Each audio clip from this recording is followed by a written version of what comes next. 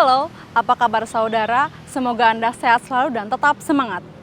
Saatnya Anda menyaksikan Berita Banten bersama saya, Maulia Fitriani. Sejumlah berita Banten akan kami sajikan untuk Anda. Berikut 3 berita utama hari ini.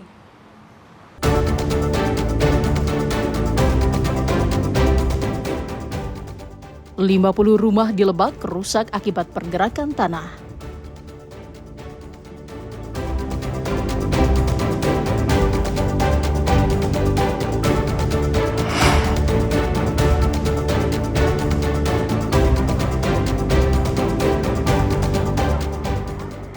Remblong, truk bermuatan gula tabrak minibus di Jalan Raya Serang, Jakarta.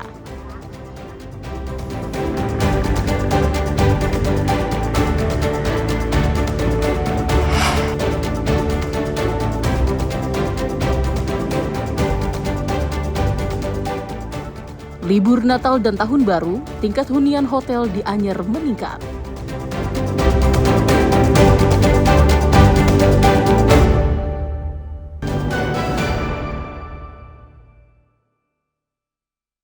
Hujan deras yang terus mengguyur wilayah Banten bagian selatan dalam sepekan terakhir kembali memicu pergerakan tanah di sejumlah daerah di Kabupaten Lebak.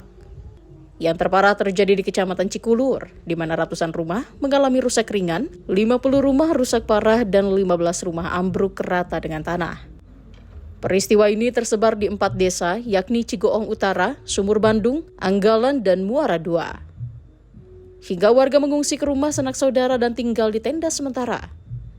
Intensitas hujan yang masih sering terjadi menimbulkan kekhawatiran warga. Retakan tanah terlihat membelah pemukiman warga dengan kedalaman mencapai 1 hingga 2 meter, memicu kekhawatiran akan potensi longsor susulan. Juena, salah satu warga, mengatakan hampir seluruh rumah ambruk dan tak mungkin bisa ditempati lagi. Peristiwa ini diawali dengan adanya suara retakan pada dinding dan amblasnya lantai rumah setelah hujan turun secara terus-menerus dalam beberapa hari. Pertamanya sih hujan deras ya, hujan tuh waktu seminggu tuh hujan, dari situ retak dari depan dulu nih, ke sini nih, retak sampai ke depan sini, belakang, dari situ nambah lagi, retak lagi, dari sini, belakang lagi, retak lagi ke sini, sekarang semua jadinya, ambruk jadinya. Nah Bu, ini kejadiannya kapan sih Bu? 2 hari yang kemarin tuh. Nah Bu, pas saat kejadian Ibu lagi di mana nih Bu? Alhamdulillah udah pada di luar ya.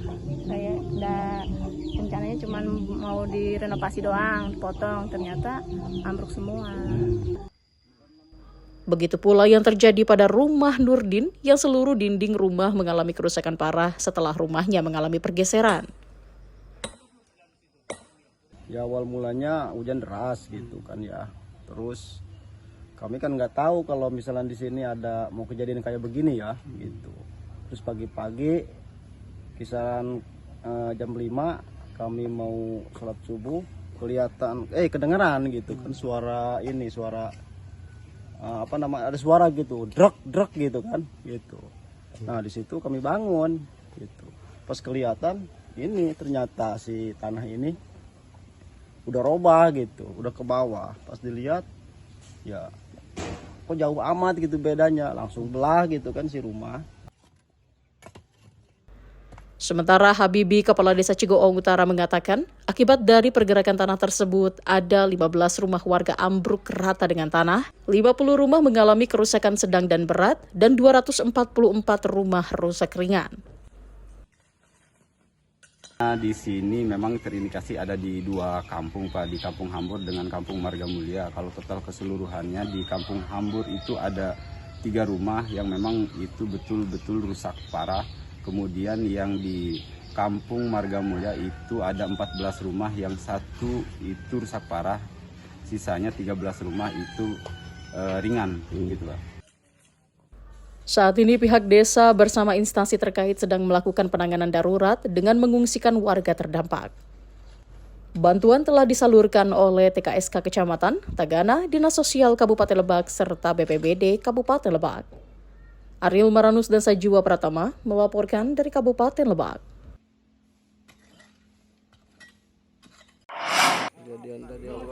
Tragis, seorang penumpang kereta api ekonomi Merak Rangkas Bitung bernama Krisna Aryana, warga Kelurahan Cijoro Lebak, Kabupaten Lebak, tewas mengenaskan setelah terjatuh dari rangkaian kereta api. Korban tergeletak di sisi perlintasan kereta api Rangkas Bitung Merak, tepatnya di Kampung Nyompong, Desa Cibadak, Kecamatan Cibadak. Korban tergeletak dengan posisi telungkup dan hampir seluruh bagian tubuh mengalami luka parah. Warga yang menyaksikan peristiwa tersebut langsung melapor ke kepala desa dan ke polisi. Warga langsung mengevakuasi korban dan dibawa ke RSUD Aji Darmo untuk dilakukan penanganan medis. Namun karena luka korban cukup parah, korban pun meninggal dunia. Menurut saksi mata, saat itu kereta api ekonomi Merak menuju Rangkas Bitung melaju dari perlintasan, namun terdengar suara orang terjatuh dan erangan korban. Warga pun langsung melihat ternyata ada seorang penumpang dengan kondisi telungkup dan pada bagian kepala mengalami luka serius. Kejadiannya kan ada yang lagi main ya, yang lagi biasa ronda keliling. Dia juga tahu, tiba-tiba ada kereta lewat, nggak taunya ada orang yang melarikan diri dari kereta. Tiba-tiba udah jatuh kayak gitu. Oh gitu. Oh berarti dia loncat dari kereta. Kalau saya kan diinformasikan oleh warga ada terjadi insiden kecelakaan di kereta. Cuma emang kronologisnya bagaimana itu kurang begitu hafal. Oh gitu. Pas perjalanan ke sana kondisi korban seperti apa tuh? Kondisi korban sudah terkapar, kondisinya terungkup ya. Saat ini kasus tersebut ditangani oleh polisi. Ariel Maranus dan Sajiwa Pratama melaporkan dari Kabupaten Lebak.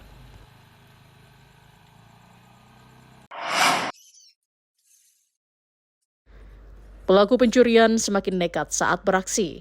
Pelaku tidak segan masuk ke dalam rumah untuk menggasak barang-barang. Seperti yang terjadi di Kabupaten Pandeglang. Pencuri nekat masuk ke kantor salah satu perusahaan di Jalan AMD Lintas Timur, Kelurahan Kadumas, Kecamatan Pandeglang. Peristiwa pencurian terjadi sekitar pukul 5 pagi saat pemilik rumah masih tertidur. Dalam rekaman CCTV, terlihat pelaku masuk ke dalam rumah dan langsung mengambil sejumlah barang berharga. Pelaku tampak beraksi dengan cepat sebelum meninggalkan lokasi. Akibat peristiwa tersebut, korban mengalami kerugian hampir 100 juta rupiah. Pemilik rumah baru menyadari kejadian tersebut pada pagi hari ketika mendapati beberapa barang hilang.